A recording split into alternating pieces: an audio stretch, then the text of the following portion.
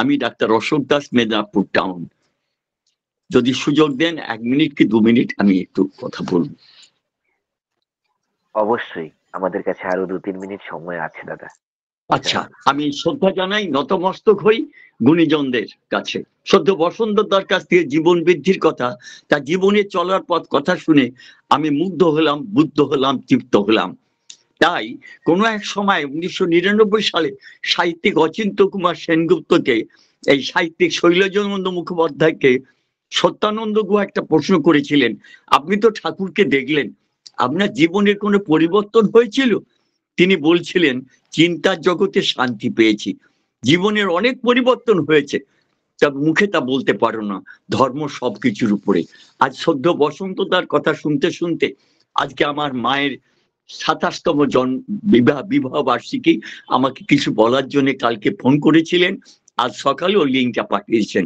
আমি একটা কথা বলি, ১২/১২/১৯৪২ সাল উমাপদ বাগচি সে ঠাকুরকে একটা প্রশ্ন করেছিলেন, ঠাকুর, জাতির উন্নতির জন্য সবচেয়ে বেশি লক্ষ্য রাখতে হবে কোন দিকে?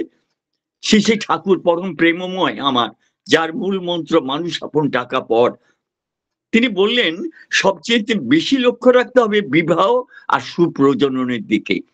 বিবাহ ও সুপ্রজনন যদি ঠিক থাকে, তার ভেতর দিয়ে আর সবকিছু গজিয়ে ওঠে।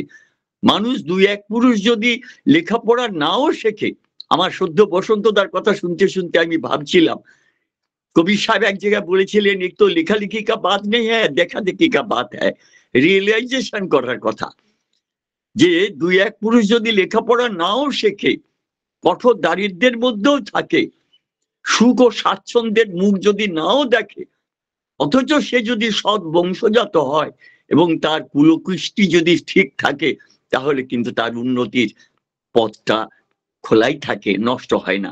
তাই আজ আমার মায়ের বিবাহ বার্ষিকী, আমি পরমপিতা রাতুল চরণে যার কাছে প্রার্থনা করলে কোনো অপূর্ণ জিনিস থাকে না, যিনি পূর্ণময়, যিনি সবার পূর্ণ করতে এসেছেন, সবার মঙ্গলের যজ্ঞ করতে এসেছেন, তাদের মঙ্গলের জন্য আমি পরমপিতা এবং আচার্যদেব শেষে দাদা চরণে প্রার্থনা জানাই, সৎসঙ্গ মঙ্গলের যোগ্য। তাই শ্রী বড়দা এক দাদাকে বলছিলেন, ঠাকুরের কাজ বলতে কি বুঝিস রে? ওই দাদা বলার আগে শ্রী বড়দা বলেছিলেন, ঠাকুরের কাজ হলো লোক কল্যাণ যোগ্য।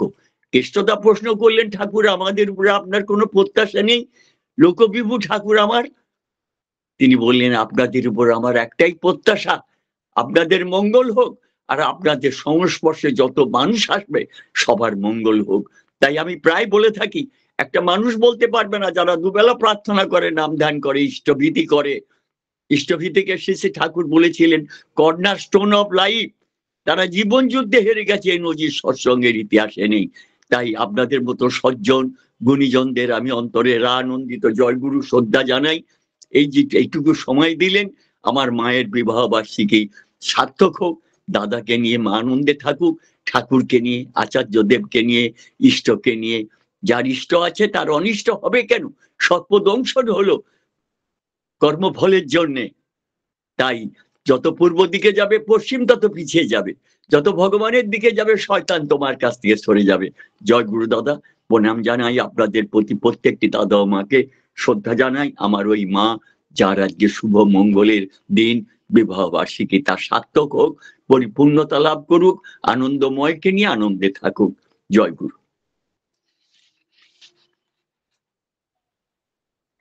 জয় গুরু, জয় গুরু। আমার